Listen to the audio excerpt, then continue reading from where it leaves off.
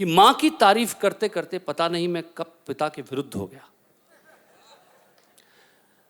पिता के खिलाफ मैंने कभी कुछ नहीं कहा, पर मां की तारीफ में पिता के प्रति नाराजगी खुद ब खुद आ जाती है शायद।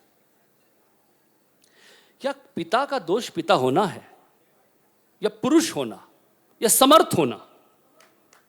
मैं पिता के सामने ढीठ हूं, मां के सामने शैतान। मैं पिता के सामने चट्टान हूं, मां के सामने नदी। मैं मां के लिए छुप जाता हूं और पिता से छुपता हूं। मैं मां के लिए छुप जाता हूं और पिता से छुपता हूं।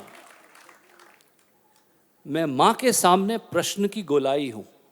वाह वाह। मैं मां के सामने प्रश्न की गोलाई हूं और पिता के सामने उत्तर की नोक। मैं मां की गोद में समा जाता हूं और पिता की गोद में तन कर बैठता हूं।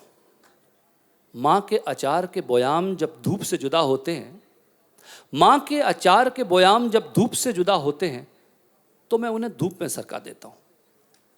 पर पिता की फाइलों से गिरते कागजों पर मुझे कभी तरस नहीं आया। मैंने कई बार सोचा है पिता से लंबा होने के बारे में, पर मां से अपनी लंबाई कभी नहीं नापी। मैंने मां के बाल भी खींचे हैं कई बार झुंझलाकर, चीखा हूं मां पर, पटके हैं पैर, पर पिता के सामने खुद को नाप तोल कर पेश किया है। क्या मैं विद्रोह करता रहा हूं पिता की सत्ता के खिलाफ? क्या मां का प्रजा होना उसे मेरे करीब लाता है? क्या मैं ऐसा ही करता अगर मां की सत्ता होती? क्या तब भी मैं उसे इसी तरह प्यार करता, या उसकी शक्ति सामने खड़ी होती और मैं फाइलों से कागज समेट रहा होता?